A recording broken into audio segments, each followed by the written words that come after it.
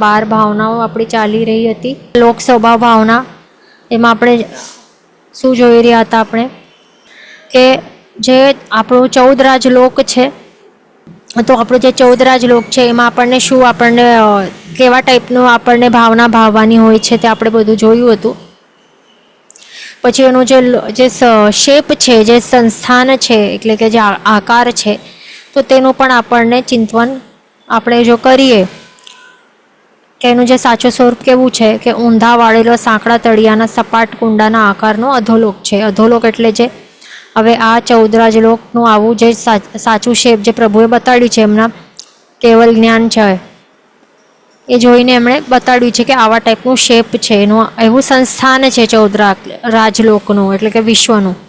તો અધોલોક ક્યાં છે? આટલો પાઠ છે અધોલોક આખો.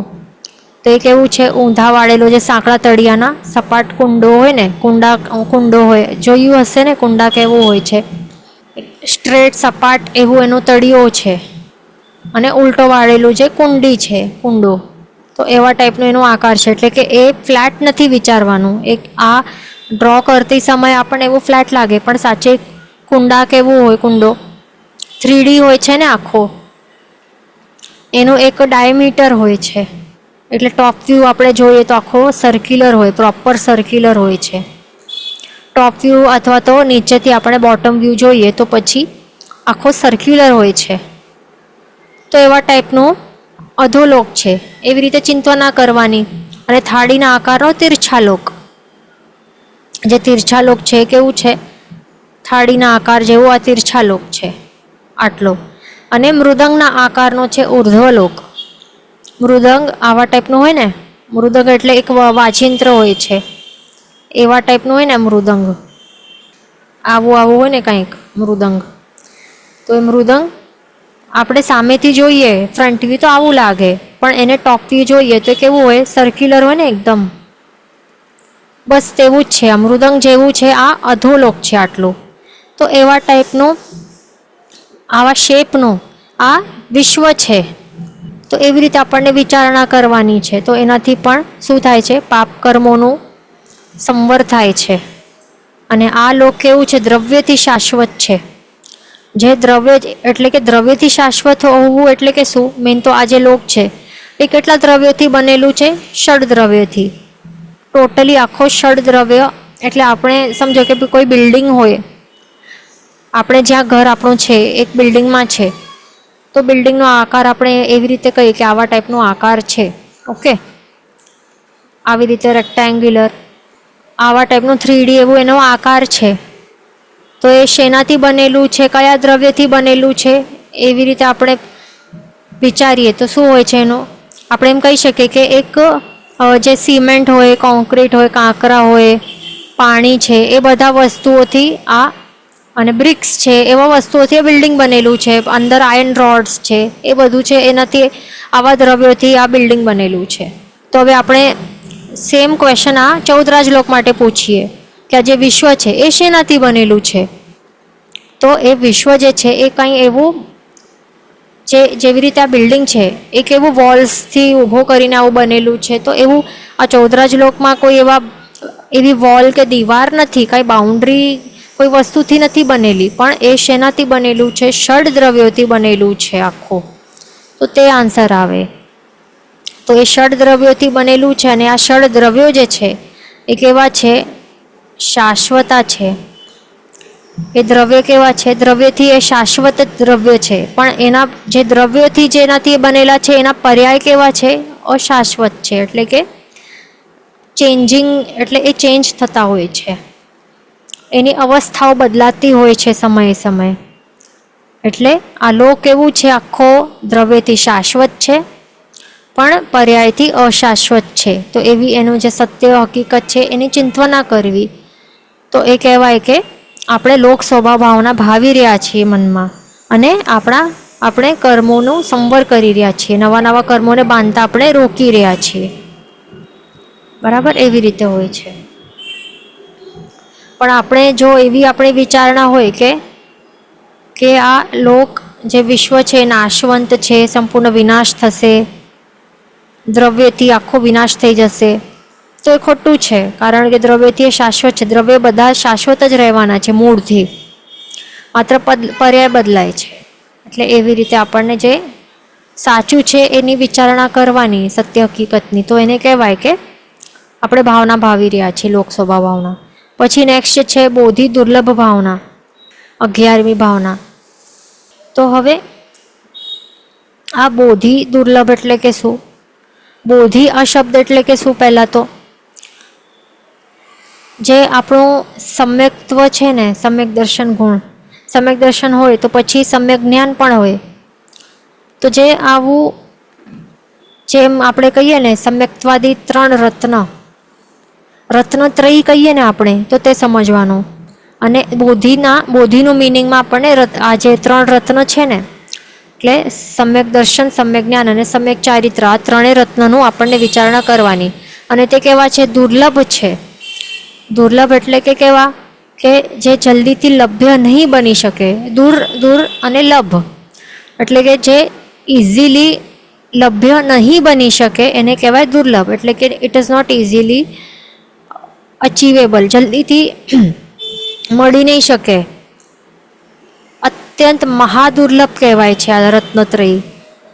આપણને આ ભાવમાં આપણને મહાભાગ્યોદય, આપણું પુણ્ય કંઈ આપણે જાગ્યું હશે, પહેલાં બાંધ્યું હશે પ્રભુના પસાઈથી, અને એના કારણે આ ભાવમાં આપણને મળ્યું છે. એવા ટાઈપની આરાધના સાધના કાંઈ કરી હશે, એટલે મહાપુણ્યોદયના કારણે આપણને જો મળી ગયા હોય તો પછી એને કેવી રીતે સંભાળીને રાખવાનું, કેવી રીતે વિચારણા કરવાની કે આવા મહાદુર્લભ આવા રત્નત્રયી જો આપણને મળ્યા છે તો પછી એને સંપત્તિ સમજીને આપણને સંભાળીને આપણને રાખવું પડશે.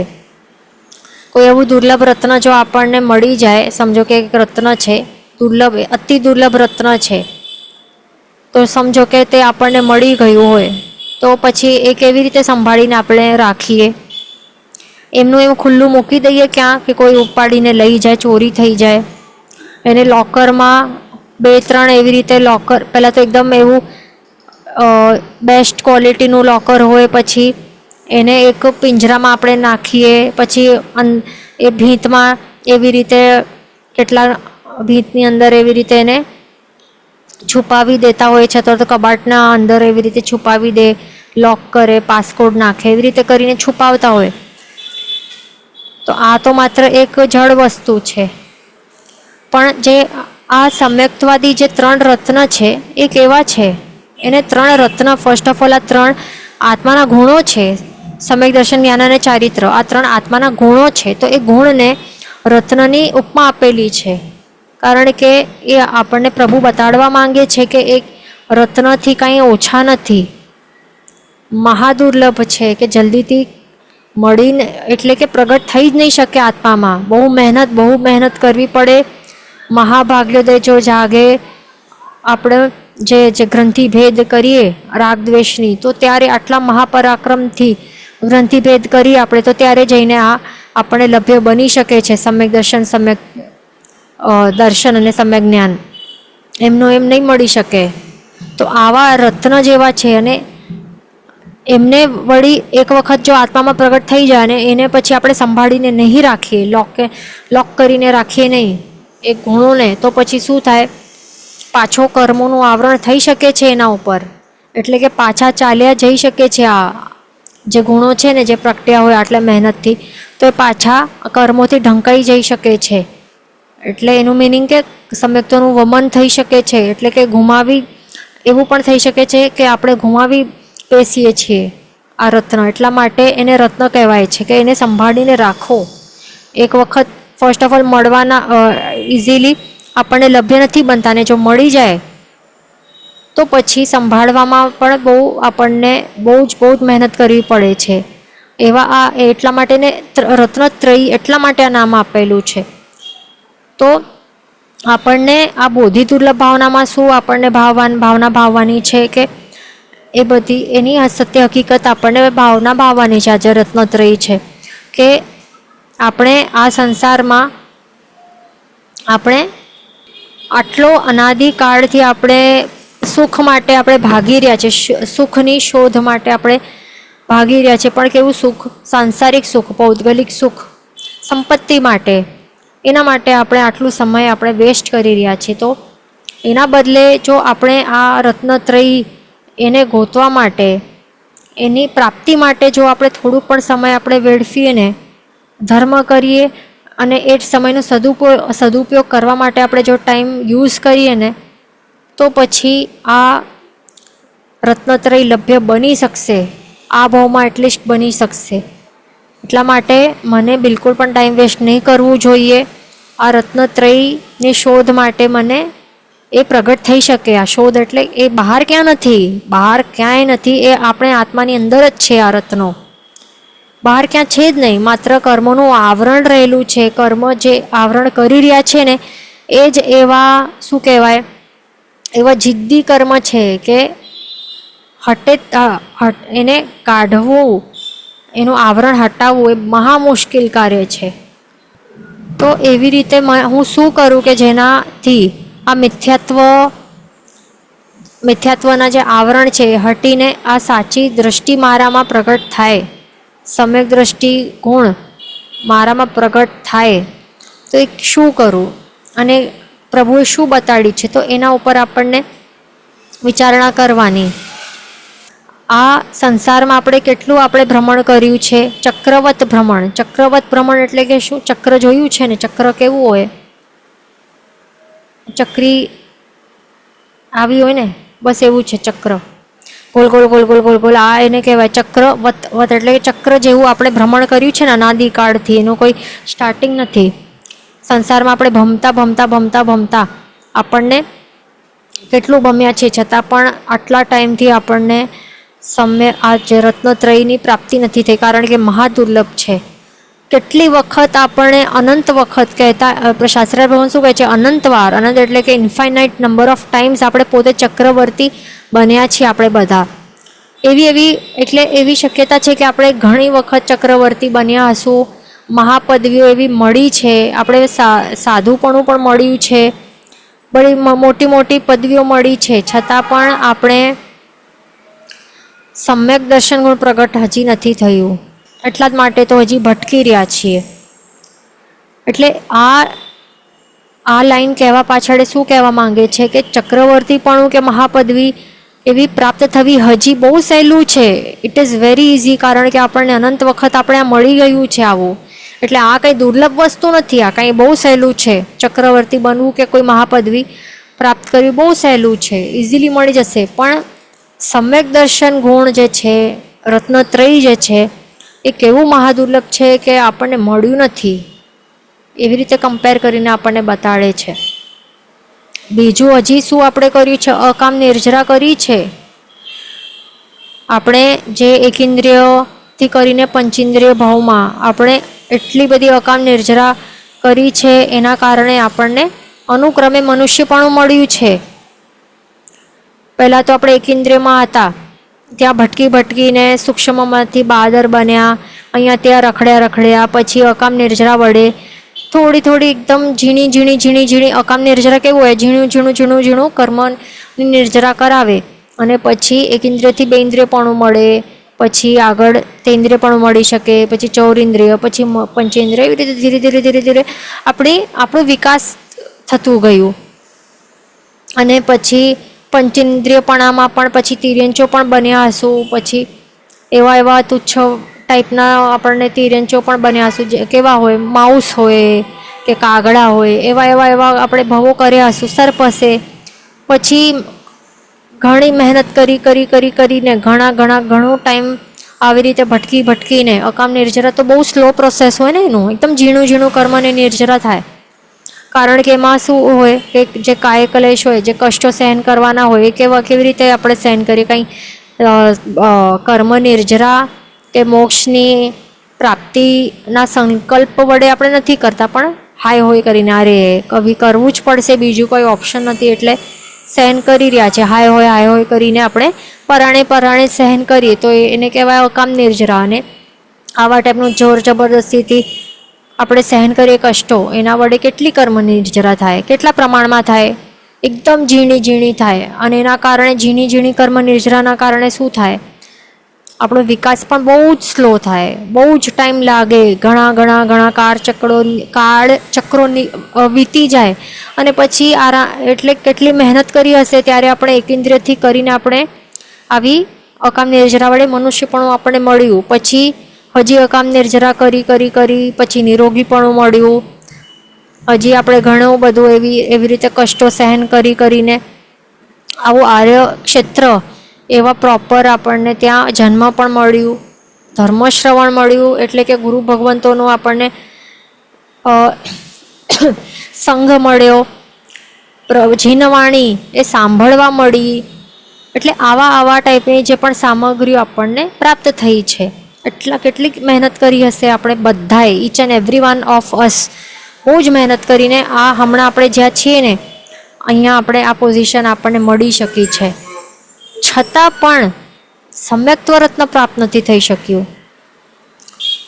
એટલે આપણને વિચારવા જેવું છે કે આટલી મહેનત કર્યા બાદ પણ, આટલા અનાદિકાળથી રખડ્યા બાદ પણ, આટલી કાયક્લેશ સહન કર્યા બાદ પણ આપણને હજી સુધી સમ્યક્ત્વ રત્ન જે સમ્યક્ત્વાદી જે 3 રત્ન છે એ હજી સુધી આપણને પ્રાપ્ત એટલે પ્રગટ નથી થયું આત્મામાં. એનું મિનિંગ એ કેટલું અતિ મહાદુર્લભ છે. તો એવી રીતે ચિંતન કરવું તો એને કહેવાય છે કે બોધિ દુર્લભ ભાવના એને કહેવાય છે. તો એવી રીતે આપણને ભાવના ભાવવી જોઈએ. અને શું ટ્રાય કરવાનું કે આ ભાવમાં તો કાંઈ પણ થાય, સમ્યક દર્શન ગુણ તો પ્રગટાવવાનું જ છે. કંઈ પણ થાય એ આપણા બધાનું એકમાત્ર લક્ષ્ય હોવું જોઈએ આ ભાવ માટે. આ ભાવમાં મોક્ષ તો નહીં મળી શકવાનું ને, એ તો નિશ્ચિત છે, પણ સમ્યક્ત્વ દર્શન ગુણ એ પ્રગટ નહીં થઈ શકે એવું કાંઈ નથી. થઈ શકશે 100%. એ પ્રગટ થઈ શકે છે આ ભાવમાં. આ એવું ગુણ છે કે નરકમાં પણ કોઈ રહીને નારકી પણ પ્રગટાવી શકે છે, નરકમાં પણ પ્રગટ થઈ શકે છે. તિરંચ જે પણ આપણો સંઘની પંચેન્દ્રિય તિરંજના ભાવમાં પણ પ્રગટ થઈ શકે છે, મનુષ્યપણામાં પણ કે દેવ ભાવમાં પણ, ચારે ગતિમાં એનું પ્રગટ થઈ શકે છે એવું છે આ. તો આ ભાવમાં પણ થઈ શકશે, એટલે એ આપણું લક્ષ્ય હોવું જોઈએ. ઓકે, અહીંયા ક્વેશ્ચન છે કે ક્રમમાં જ જીવનો વિકાસ થાય એકેન્દ્રિયથી ક્રમવાર. તો એવું કંઈ રૂલ નથી. એ આપણે જે સૂક્ષ્મથી બાદર, એકેન્દ્રિય, પછી 2 ઇન્દ્રિય, 3 ઇન્દ્રિય, એવું કંઈ રૂલ નથી. જનરલી એવું થતું હોય છે પણ આ રૂલ નથી. જેવી જે બધા જીવોની જે અકામ નિર્જરાનું જે પ્રમાણ છે એ વધારે હોય છે. કેટલા હળવું કર્મી પણ હોય, કોઈ ભારે કર્મી હોય, બધાનું અલગ હોય. હા, એક્ઝામ્પલ મરુદેવા માતાનું આવી શકે છે કે જે વનસ્પતિના ભાવમાંથી સીધા પંચેન્દ્રિય પણ એમને મળ્યું, તો એમના માટે શું સમજી શકાય કે તેઓ હળવું કર્મી હશે, એવી રીતે કહી શકાય. અને એમની જે અકામ નિર્જરા જે પણ નિર્જરા કર્યું હતું, જે એમનામાં કરુણા ભાવ વગેરે હતા, તો એ ઘણો વધારે, એટલે બધા જ જીવોમાં અલગ અલગ હોય છે. સહનશીલતાનું જે હોય છે ને, કેટલા હાય હોય કરીને સહન કરે, કેટલા સમભાવ રાખીને સહન કરે. તો મરુદેવા માતાએ કેવી એકદમ સમભાવ રાખીને સમતાપૂર્વક એમને એ સહન કર્યા હતા. જે કાંટાનું જે એમને કષ્ટ મળ્યું હતું ને સહન કરવા માટે, તો એટલા માટે બધા જીવોનું અલગ હોય છે. ક્વેશ્ચન છે કે સમ્યક્ત્વ પ્રાપ્ત થયું છે કે નહીં, એ કેવી રીતે ખબર પડે? તો એ 5 લક્ષણો હોય છે. જો 5 લક્ષણો દ્વારા, લક્ષણ એટલે કે ચિહ્ન હોય છે, કે જો એ લક્ષણ જોવા મળે કોઈનામાં તો આપણને ખ્યાલ આવે કે આપણામાં સમ્યક દર્શન ગુણ પ્રગટ થયું છે. તો તે લક્ષણો જોવાના આપણને, કે એ લક્ષણ દેખાય છે કે નથી દેખાતા, તો એનાથી આપણને ખ્યાલ આવી શકે છે. ઓકે, કયા છે લક્ષણ? સમ્યક, સંવેગ, નિર્વેદ, અનુકંપા અને આસ્તિક્ય. તો એ 5 લક્ષણો જોવાના કે આપણામાં છે કે નહીં, પ્રગટ થયા છે કે નહીં. લક્ષણ હોય તો પછી સમ્યક દર્શન પણ એ અવશ્ય પ્રગટ થયું હોય. ઓકે, પછી હવે નેક્સ્ટ આગળ શું છે? 12મી ભાવના કઈ છે? ધર્મ સાધક. 1 મિનિટ. ધર્મ સાધક અરહદાદી દુર્લભ ભાવના.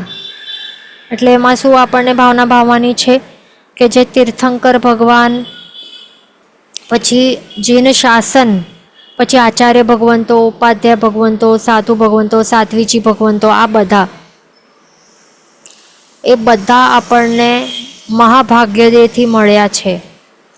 એટલે કે શું, જે પણ ધર્મ સાધક, જે પણ ધર્મના સાધક હોય છે, ઉત્પાદક હોય છે, ઉપદેશક હોય છે. ઉત્પાદક એટલે કે જ્યાંથી ઓરિજિન થયું હોય છે ને, ઓરિજિન ક્યાંથી થયું છે જેને શાસન આ હમણાંનું, તો એમ મહાવીર સ્વામી ભગવાનથી હમણાં એમ કહી શકીએ છીએ કે જે આપણને હમણાં જે પણ મળ્યું છે શ્રુત, તો તે ક્યાંથી મળ્યું છે? પ્રભુએ જે કે આપણા મહાવીર સ્વામી ભગવાનને જ્યારે એમણે કેવલ્ય પ્રગટ થયું હતું ત્યારે એમણે તીર્થની જે ધર્મ તીર્થ છે એની સ્થાપના કરી હતી. ગણધર ભગવંતોએ દ્વાદશાંગીની રચના કરી. પ્રભુ પ્રત્યે એમણે એમનું જે વિનય ને અત્યંત આદરભાવ એમના કારણે ભગવાનની કૃપાથી એમણે દ્વાદશાંગીનું એમણે એટલે પ્રભુએ ત્રિપદી આપી અને ગણધર ભગવંતોએ એમણે એમના શું થયું છે જે દ્વાદશાંગી છે એ એક અંતર્મુહૂર્ત માત્ર આટલા જ કાળમાં એમણે પ્રગટ થઈ ગયું હતું આટલું બધું શ્રુત જ્ઞાન. એટલે મેન ઉત્પાદક કોણ કહેવાય? મહાવીર સ્વામી હમણાંના આપણા માટે. મહાવીર સ્વામી જે છે આ ભગવાન તે ઉત્પાદક કહેવાય. અને ઉપદેશક કોણ છે? પ્રભુ છે. અને એમના પાછળ એમના જે શિષ્યની પરંપરા ચાલી રહી છે બધા ધર્મના ઉપદેશક કહેવાય. એટલે કે એમાં આખો જે શ્રમણ અને શ્રમણી વૃંદ છે એ આખો સમજી લેવાનું. ધર્મના સાધક એટલે પોતે જે પણ સાધક છે ધર્મના, પ્રભુ છે, ગણધર ભગવંતો છે, કેવલી ભગવંતો છે, મુનિ ભગવંતો છે, બધા. તો એ બધા જે પણ છે એ બધા એવા અરિહંત આદિક ની પ્રાપ્તિ મહાદુર્લભ છે. અને શું કહે છે? તિથયર ગણ હરો કેવલી વ પત્ય બુદ્ધ પુવ્વધરો પંચવિહાયાર ધરો દુર્લભો આયર્ય ઓવી. એટલે એમાં શું કહે છે એનું અર્થમાં કે જે પણ તીર્થંકર ભગવાન, ગણધર ભગવાન, કેવલી, પ્રત્યેક બુદ્ધ હોય, જે પૂર્વધર મુનિ ભગવંતો હોય છે, અને 5 આચાર એટલે 5 પ્રકારના આચારને ધારણ કરનારા એવા કોણ કોણ હોય?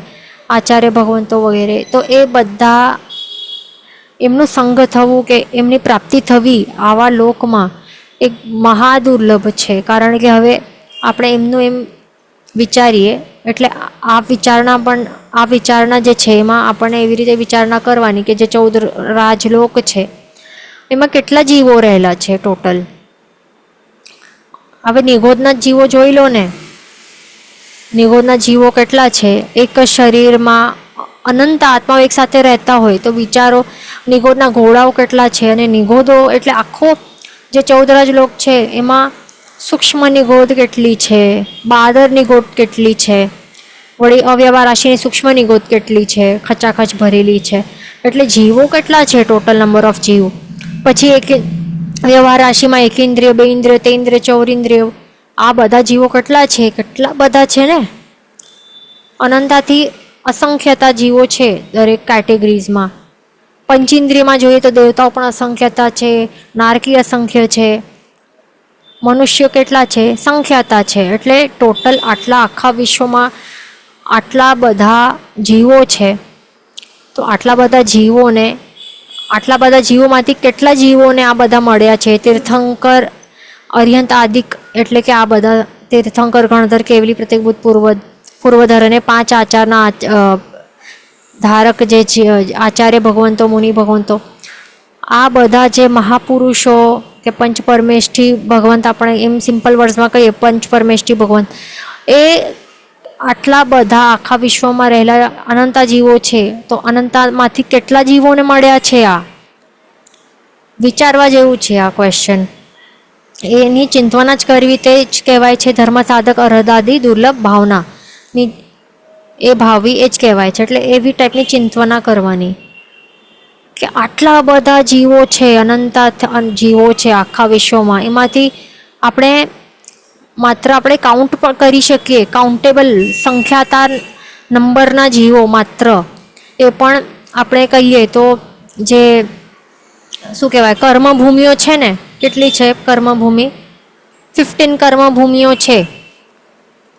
તો 15 કર્મભૂમિઓ છે એની અંદર જે એમાં પણ જે આર્ય દેશ છે, આર્ય ભૂમિઓ છે, એની અંદર પણ જેમને પણ જીનશાસન મળ્યું છે એની અંદર પણ એ ફોલો કરનાર કે એ કેટલા લોકો છે કે જેમને પણ તીર્થંકર અથવા તીર્થંકર વગેરે જે પણ મુનિ ભગવંતો જેમને મળ્યા હોય, જીનશાસન મળ્યા હોય, જેમને સ્વીકાર્યું હોય, એ કેટલા છે? કાઉન્ટેબલ છે. ઓનલી સંખ્યાતા નંબર ઓફ પીપલને મળ્યા છે આ. એટલે એનાથી સમજી શકાય છે કે અનંતામાંથી માત્ર જે આપણે કાઉન્ટ કરી શકીએ માત્ર આટલા જ લોકોને, એટલે કે આટલા જીવોને, એમાં પણ પંચેન્દ્રિય સંઘની પંચેન્દ્રિય તિર્યંચ આવી જાય કે આ મનુષ્યો આવી જાય અને દેવતાઓ જે પણ હોય તો એ પણ આવી જાય. તો આટલા નંબર ઓફ પીપલને, આટલા જીવોને જ મળ્યા છે આ. એટલે વિચારી શકાય છે કે કેટલું મહાદુર્લભ છે આ બધા મળવા. તે ધર્મ સાધક અર્હતાદી જે પણ આ શું કહેવાય પંચપરમેષ્ઠી ભગવંતો એ મળવા કે એમની ઓળખાણ થાય, એ કેટલું અત્યંત મહાદુર્લભ વસ્તુ છે. તો એવી ચિંતના કરવી કે આપણે કેટલા લકી છે કે આપણને આ ભાવમાં આવા હુંડામાં હુંડી અવસર પીણીમાં ભલે જન્મ થયું છે આપણું, છતાં પણ આપણને એટલીસ્ટ ધર્મ તો આપણને એટલીસ્ટ મળી તો ગયું છે.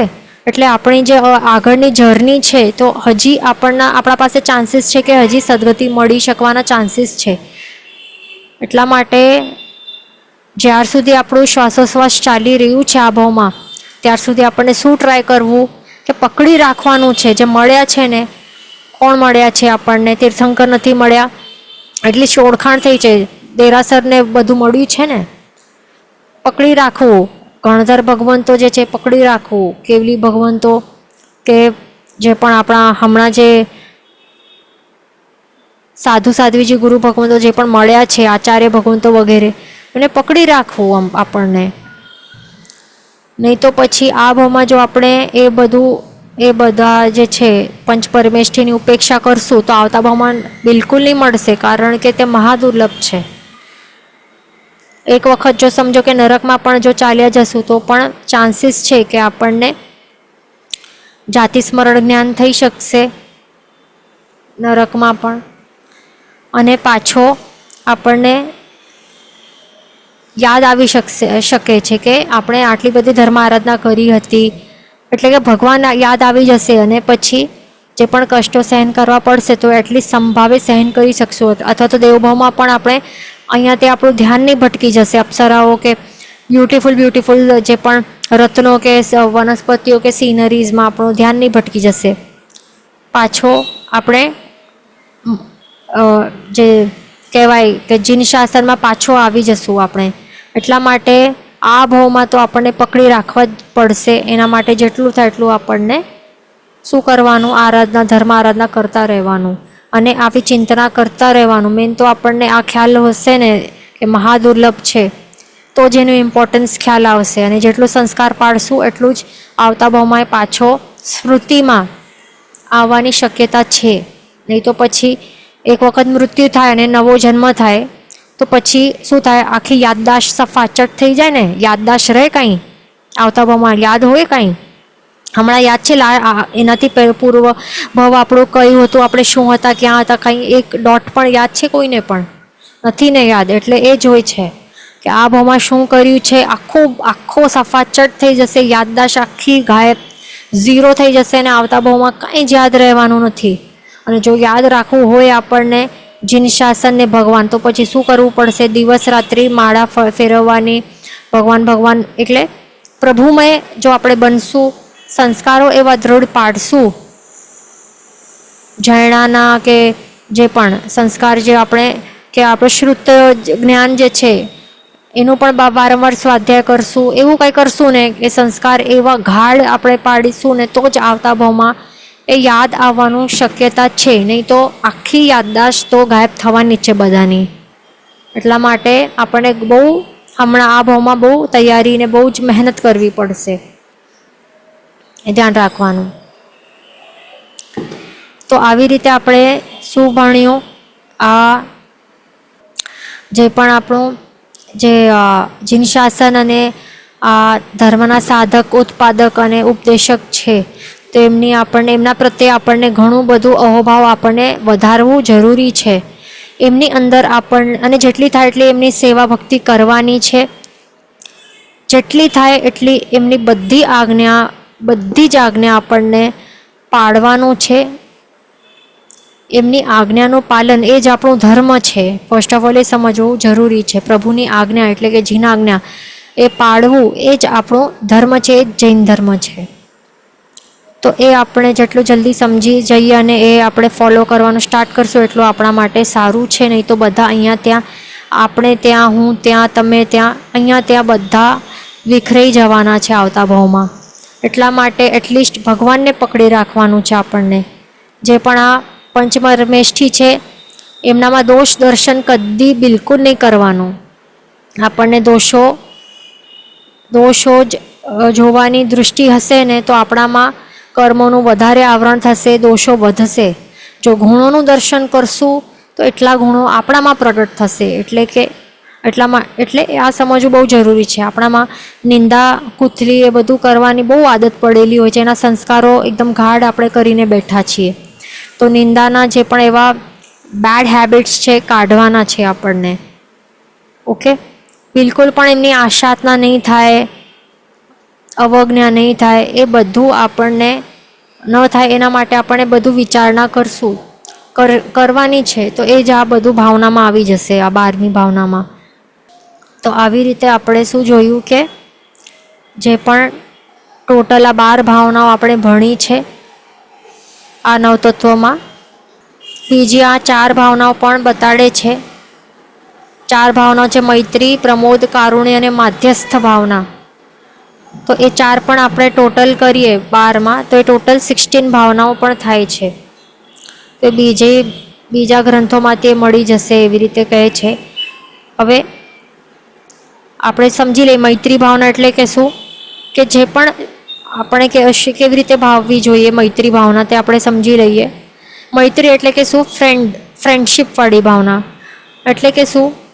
મિત્રતા છે મારી કોના સાથે? બધા જ જે જીવો છે, આ 14 લોક છે, આ 14 લોકમાં અનંતા જીવો છે, એ બધા A to Z, one and all, બધા જીવો સાથે મારી મૈત્રી છે, મિત્રતા છે.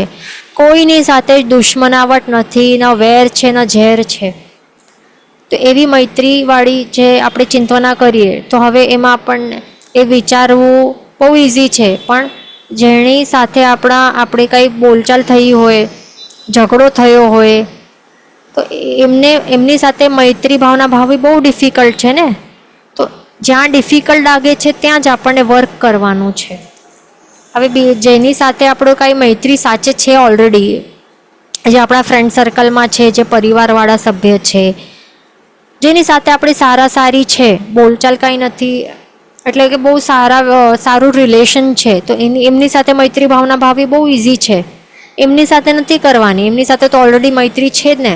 પણ એમની સાથે ઇનફેક્ટ શું કરવાનું કે રાગ નહીં થાય, રાગને કટ ઓફ કરવાનું.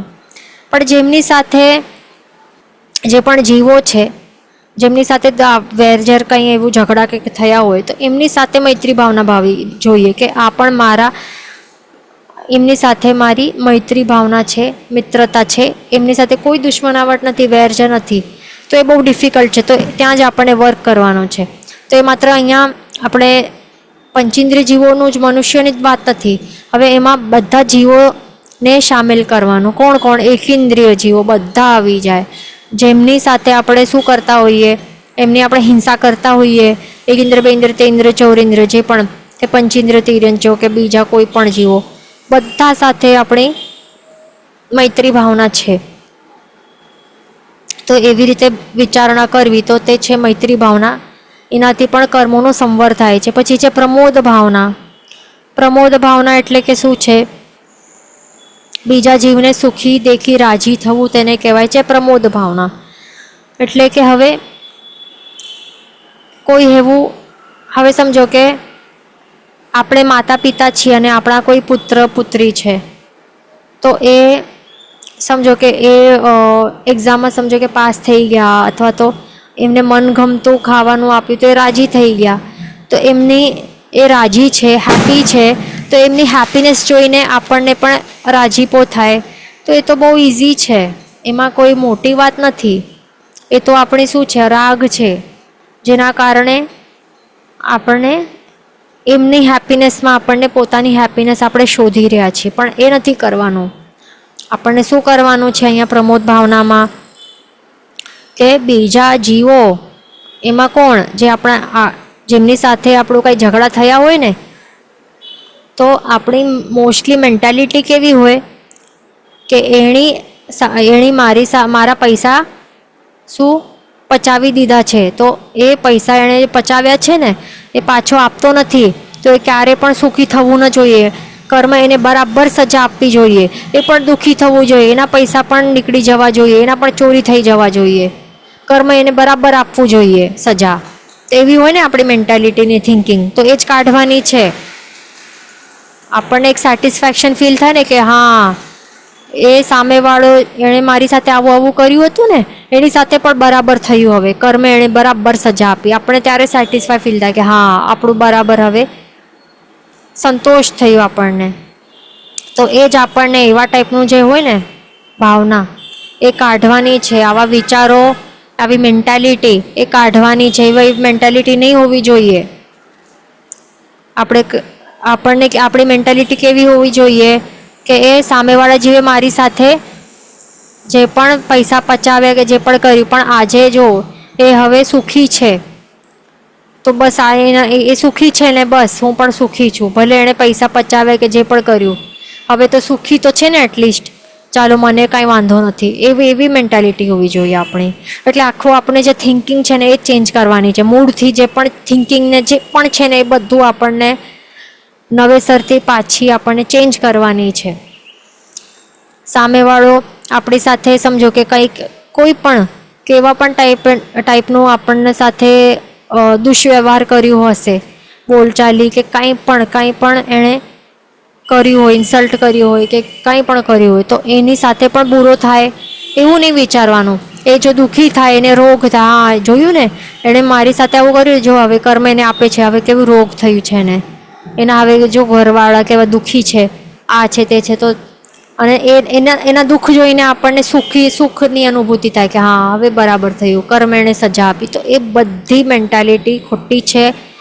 એવા ટાઈપનું આપણે ભાવના ભાવશું ને બીજા માટે, તો આપણા જ પોતાના કર્મોનું બંધ થતું જ હશે. આપણને એનું દુઃખ હોય ને, દુઃખી ભલે આપણા સાથે એણે બહુ જ ખરાબ કર્યું હોય, ત્યારે શું વિચારવાનું, મારા પોતાએ એવા કર્મ મેં જેવા કર્મો બાંધ્યા હશે, એના કારણે એને એવું મન થયું હશે કે એવું આવું રોંગ કરે મારી સાથે મારા પોતાના કર્મો ઉદયમાં આવ્યા હતા, એટલા માટે મને આવું ભોગવવું પડ્યું છે. પણ આજે એ દુઃખી છે, તો એને પણ જલ્દીથી સુખની, જે પણ મોક્ષની અવસ્થાની પ્રાપ્તિ થાય, એ જ એવી જ ભાવનાઓ ભાવું છું. એને પણ સુખની પ્રાપ્તિ થાય, બસ એ જ એના જે પણ દુઃખો કષ્ટો છે એ મટી જાય. તો એવા ટાઈપની ભાવના ભાવી બહુ ડિફિકલ્ટ છે. એને કહેવાય પ્રમોદ ભાવના. એ જે અપકારી જીવ છે એ હમણાં આજે સુખી છે, તો એનું સુખ જોઈને આપણને દુઃખી નહીં થવું જોઈએ, પણ આપણને શું થવું જોઈએ, રાજી થવું જોઈએ. એ બહુ ડિફિકલ્ટ છે. એના ઉપર આપણને વર્ક કરવું બહુ જરૂરી છે, બહુ જરૂર છે. તો આ છે પ્રમોદ ભાવના. પછી જે કારુણ્ય ભાવના, શું છે કારુણ્ય ભાવના? કારુણ્ય એટલે કે કરુણા કરવી. જે દુઃખી જીવો હોય ને, બિચારા દુઃખી જીવો છે, એમના ઉપર આપણને કરુણા કરવી, અનુકંપા કરવી, એને કહેવાય છે કારુણ્ય ભાવના. એટલે હવે દુઃખી જીવો કોણ છે? નારકીના જીવો છે ને, અત્યંત દુઃખી, બધા જીવો પર આપણને કરુણા ભાવના ભાવી, કે બિચારા કેટલા કષ્ટો સહન કરવા પડે. ક્યારે વિચાર્યું છે એક વખત પણ બેસીને આપણામાંથી કોઈએ આપણે વિચાર્યું છે નારકીના જીવો માટે? થોડોક નવકાર પણ ગણ્યા છે આપણે એમના માટે? નથી ગણ્યા ને. આ બેસવાનું અને કરવાનું, એને કહેવાય કરુણા. નિગોદના જીવો માટેના અવતાર ગણ્યા છે આપણે? નથી ગણ્યા. પણ આ બધું કોણ કરે? અરિહંત ભગવાનના આત્મા હોય ને એ બધું કરે. જે કેવલી ભગવંતો હોય, જે એવા એવા મહાપુરુષો હોય ને, તો એ બધું ગણતા હોય એમના માટે. એ શું ગણતા કે આખા 14 લોકના જીવો છે. સવી જીવ કરું શાસન રસી, જો મારું ચાલે તો બધાના દુઃખોને હું દૂર કરીને મોક્ષ માર્ગમાં ચડાવીને મોક્ષની અવસ્થાની પ્રાપ્તિ કરાવું, શાશ્વત સુખ એને પ્રાપ્ત થાય એવું કંઈક કરું. તો એવી એમની ભાવના હોય, એવી કરુણા હોય. એ લેવલની કરુણા આપણામાં પણ જગાડવાની બહુ જરૂરી છે. આપણામાં એ જ પ્રોબ્લેમ છે કે આપણામાં કરુણા જ નથી. આપણામાં શું છે? સેડિસ્ટિક ભાવના છે. એટલે કે શું? કે બીજાના દુઃખો જોઈને આપણને એક સેટિસ્ફેક્શન, સંતોષની ફિલિંગ થાય. એ જ તો ખોટું, એ જ તો કાઢવાનું છે. એ નહીં હોય સમજો તો શું હોય? કઠોરતા હોય કે કાંઈ ફરક નહીં પડે. અરે એને થાય છે, મને શું, મારે શું કરવાનું છે, મને શું લેવા દેવા, એવા ટાઈપની પણ એક ફિલિંગ હોય. તો એ પણ એ કરુણા નથી. દેટ મીન્સ આપણામાં કરુણા નથી, આપણામાં દયાભાવ નથી. આપણામાં શું છે? કઠોરતા છે, નિર્દયતા છે. એ જ હટાવવાનું છે આપણને. બધા જ જીવો, જે પણ દુઃખી જીવો છે, બે ટાઈપના દુઃખી હોય. બાહ્ય તકલીફોથી દુઃખી અને બીજા આંતરિક કર્મોથી દુઃખી. જે અંદરનું જે મિથ્યાત્વાદી દોષો છે એનાથી દુઃખી. તો આપણે બંને જીવો માટે આપણને શું કરુણા લાવવાની છે. જે બાહ્યથી દુઃખી હોય જીવો, એમના માટે અનુકંપા દાન કરવાનું, એવા ટાઈપનું ફિલિંગ થવી જોઈએ. એવું કરુણા હોવી જોઈએ. એનું દુઃખ જોઈને આપણને પણ દુઃખ થવું જોઈએ. આપણું હૃદયમાં પણ કંપન થવું જોઈએ અને એક એવી અર્જ ઉત્પન્ન થવું જોઈએ કે અરે હું શું કરું એના દુઃખ દૂર કરવા માટે. એવા ટાઈપનું એક ચળવળ થવી જોઈએ. તો એને કહેવાય સાચી કરુણા. અને જે અભ્યંતર કર્મોથી પીડિત છે એવા આત્માઓ માટે શું કરવાનો? ભાવ અનુકંપા કરવી. જેવી રીતે અરિહંત ભગવંતે કરી છે, અરિહંત ભગવાન બનનારા જીવોએ કરી છે, એવા ટાઈપની ભાવ અનુકંપા ભાવવી કે એમના બધા જીવો જલ્દીથી મોક્ષની અવસ્થાની પ્રાપ્તિ કરી શકે. એના માટે હું શું કરી શકું? એવી શક્તિ મુજમાં હોય કે જે સાચો જીનશાસના રસિયા બનાવી શકું અને જલ્દીથી મોક્ષ પ્રાપ્ત કરી શકે. તો એવા ટાઈપની કરુણા આપણામાં આપણને જગાડવાની છે અને એવી ભાવના કરવી. એને કહેવાય છે કારુણ્ય ભાવના. ઓકે, તો આવી કારુણ્ય ભાવનાના કારણે તીર્થંકર નામ કર્મનો બંધ થઈ શકે છે. મૈત્રી ભાવનાના કારણે. એટલે એવી ભાવનાઓ છે. એમાં આટલા તાકાત છે. હમણાંથી આપણે પ્રેક્ટિસ કરશું તો આવતા ભાવમાં હજી વધારે આપણે એ જ ભાવધારામાં ચડીને કેવલ જ્ઞાન પણ પ્રગટ થઈ શકે છે. એવી એકથી વધીને બીજી એવી જોરદાર એવી ભાવનાઓ છે. આવા પ્રભાવશાળી ભાવનાઓ છે. પછી છે માધ્યસ્થ. ચોથી ભાવના છે. આ શું છે? કે પાપી અધર્મી જીવો પ્રત્યે ખેદ ન કરવો, તેમજ ખુશી પણ ન થવું. તેને કહેવાય માધ્યસ્થ ભાવના. એટલે કે શું? આપણને જે પણ એવા પાપી જીવો હોય, અધર્મી જીવો હોય, એમને જોઈને આપણને કેવા ભાવો આવે? કે સમજો કે ઘરમાં જ કોઈક એવું જીવ હોય કે જે પાપ કરતું હોય અને જે એને ધર્મ ઉપર રસ નહીં હોય, તો એના ઉપર એક નફરત આવી જાય ને. આ કેવું છે, આ તો એવું છે તેવું છે. અને પોતાના ઉપર કેવું અભિમાન આવી જાય, હું તો કેટલું ધર્મ કરું છું, દિવસ રાત્રિ આવું સામાયિક કરું છું, ટાઈમ ઉપર દર્શન કરું છું, પૂજા કરું છું, અને આ તો કેવું અધર્મી જીવ છે. તો ધર્મમાં રસ પણ નથી, ન નૌકારવાળી ફેરવે છે, ન વ્યાખ્યાન સાંભળવા આવે છે, ન દર્શન કરવા આવે છે. કેવું જીવ છે આ, કેવું પાપ કરે છે. એના ઉપર આપણને શું થાય? દ્વેષભાવ આવી જાય. અને પોતાના ઉપર શું આવે? થોડુંક પણ ધર્મ કરીએ તો અભિમાન ભાવ આવી જાય. અભિમાન આવી જાય ને, તો એ બધું આપણને નહીં કરવાનું. માધ્યસ્થ રહેવાનું, આપણને ન્યુટ્રલ રહેવાનું. તો એવી રીતે આપણને આ ભાવનાઓ ભાવવાની છે. કોઈ પાપી જીવ હોય તો એ જે પણ પાપ કરી રહ્યો છે કે અધર્મી જીવ છે, તો એના ઉપર આપણને શું વિચારવાનું? એને જોઈને કે કાંઈ નહીં, હમણાં એનું આવા ટાઈપનું કર્મ જે મિથ્યાત્વ મોહનીય કર્મ છે એ જોરદાર એનું ઉદય રહેલું હશે, એટલા માટે એને શું કરવું જોઈએ શું નહીં કરવું જોઈએ એનું એટલું પણ ભાન નથી.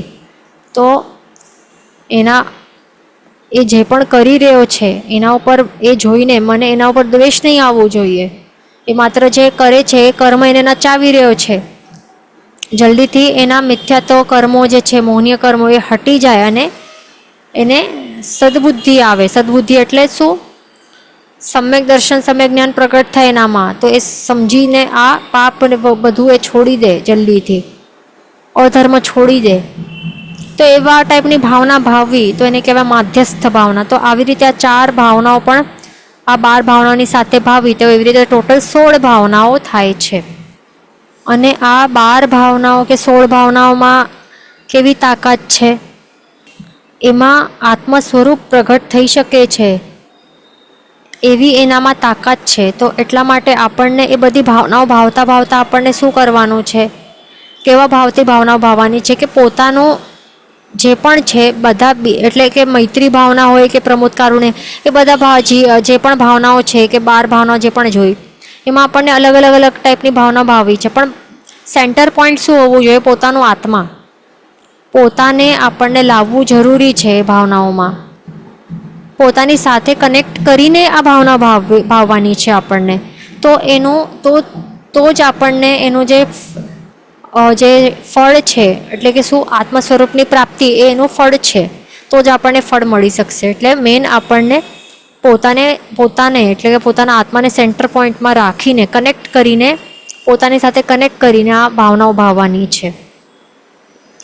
તો આપણને એવી રીતે એનું ફળ મળી શકશે.